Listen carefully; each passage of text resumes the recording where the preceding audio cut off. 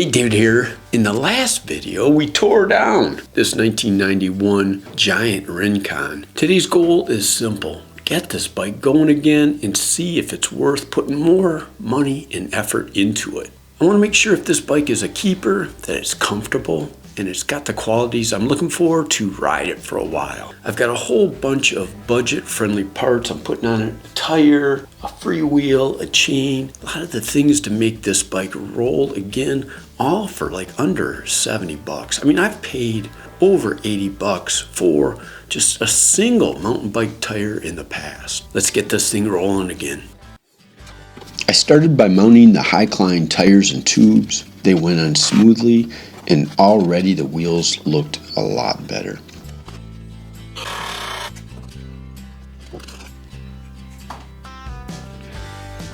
Next, I installed the 7-speed freewheel and mounted the wheels back onto the bike.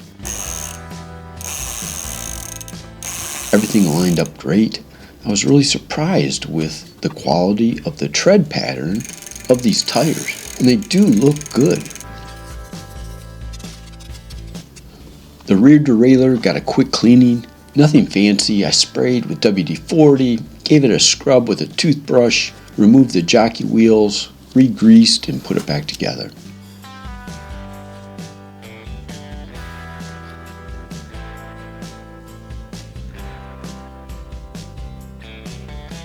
Before installing, I checked the derailleur hanger with the alignment gauge. Surprisingly, it was still straight, which is fantastic for a bike that's this old. The original shifter cable was split and frayed, so I cut some replacement sections from some used housing I had in my bin. I'm still trying to decide, what color for the housings, so I'm going to use this used stuff that's still in good shape. At first, I tried to reuse the old shifter cable, but it was too short. Actually, when I was snipping off the frayed end, I cut it a little too short. So I cracked open the shifter.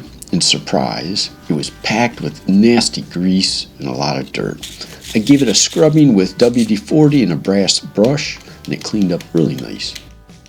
Then I hit what I thought was going to be a roadblock. So this is what came out of the shifter, and this is a usual shifter cable. They feel like they're both the same diameter.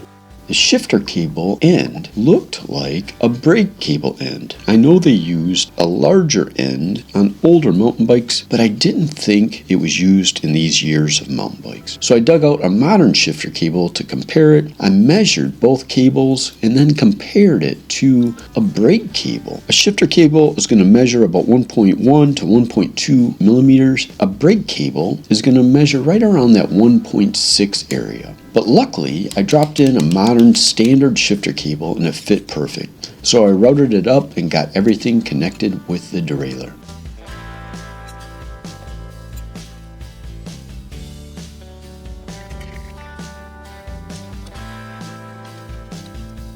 Next, I sized up the new chain. The new freewheel is a little bit different. It's a 14 to 28 tooth versus what I thought was a little bit weird, the old one being a 13 to 30. So I sized the new chain using the part tool method, which is basically putting the chain on the two large rings in the front and back and adding 2 links. I'll link to that in the description if you want to know how I did it. The Hycline chain went on without an issue. I used one of my own missing links to finish the install. The chain came with a missing link, but I lost it somewhere. I think I dropped it on the floor. What was really surprising was how smooth everything operated when shifting. The original Suntour derailleur and index shifter paired perfectly with the new freewheel and chain. I literally attached the cable, clicked through the gears, gave the adjuster half a turn, and it worked.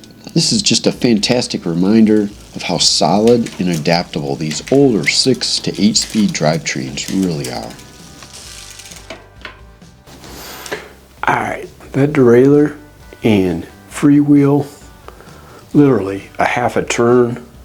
I haven't even set the limit screws at all.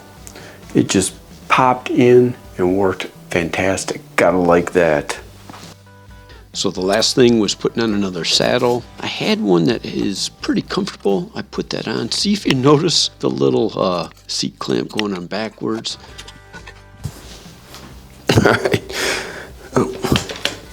Took some brakes up here in the front.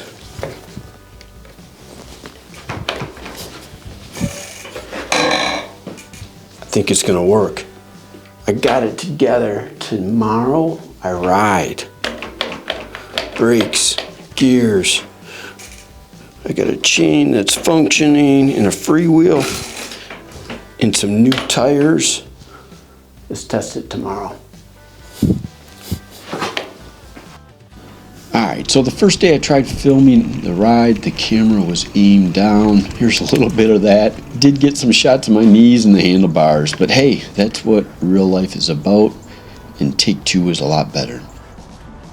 I took the Rincon out for a few miles, a mix of gravel, road, sidewalk, a little dirt trail, and a river path that I live by. Honestly, it rides real well. The steel frame absorbs vibrations nicely, and the tires, aired up at 30 psi, were soaking up a lot of the bumps. The drivetrain, no complaints. It shifted smooth and quiet. It acted a lot like a modern derailleur setup versus a 35-year-old setup like I've got.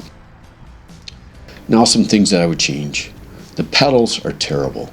The grips are hard and uncomfortable and actually have like a sticky feel. I'd also like the handlebars to be a little bit higher for a more relaxed ride. The cantilever brakes, they were better than expected. I could actually lock up the rear easily on pavement, but they're definitely on the chopping block. I hate fiddling with cantilever brakes and would rather have V-brakes. I picked a saddle that I've used before. It's fine for now, but I'll probably slide it back a little bit farther for a little bit of better positioning.